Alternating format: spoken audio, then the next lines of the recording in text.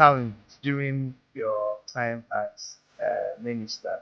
While I was minister, that for the first time in 16 years, you wouldn't believe a country called Nigeria did not employ a single engineer for NEPA or PHCN for 16 years. It was when I became minister that I saw that. I said, wow, all these engineers are dying, getting old and dying. We have no engineers. I look at the history, 16 years, no engineer was employed. So I got permission for President Jonathan, and we employed over 1,000 engineers and infused them into the industry. Unfortunately, the current government is bastardizing the academics. You know what is right, you want to do what is right, but it may not be politically expedient to do that. So you see yourself struggling. You're looking at things probably from an altruistic viewpoint, other than looking at it from a political or what is in there for me. So how do you navigate this terrain? So that was a challenge. Sometimes you know what to do. President knows what to do. The president will agree with you to do it, but the people around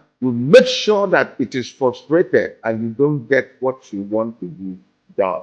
A lot of power is given to you, but sometimes there is a limit to how you can exercise that power because of political interest gnawing at you from various directions. While a minister, I midwife the privatization exercise. Professor Barton started it, and because of what happened, and he resigned, I was the one who midwifed it onto completion. I also was the one who, for the first time, got an energy conservation and renewable energy policy for the Federal Republic of Nigeria. There was no such thing. And I also instituted the, the Nigerian Electricity Regulation Commission. Has not that, I didn't institute that, but they do things that are, I can say, oversight, but they needed what you would call a yeoman, a jobber, the foot soldiers.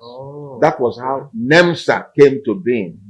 I was the one who established NEMSA and got that Electricity Management Services Agency, got it so that all the things about making sure that the right kind of equipments are used for installation of electricity, homes, industrially, and so on, metering, wiring, everything, making sure that it's done. And it was while I was minister that for the first time in 16 years, you wouldn't believe a country called Nigeria, as we are, did not employ a single engineer for NEPA or PHCN for 16 years.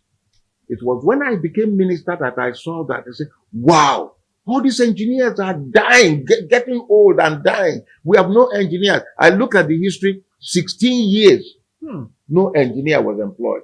So I got permission from President Jonathan, and we employed over 1,000 engineers and infused them into the industry.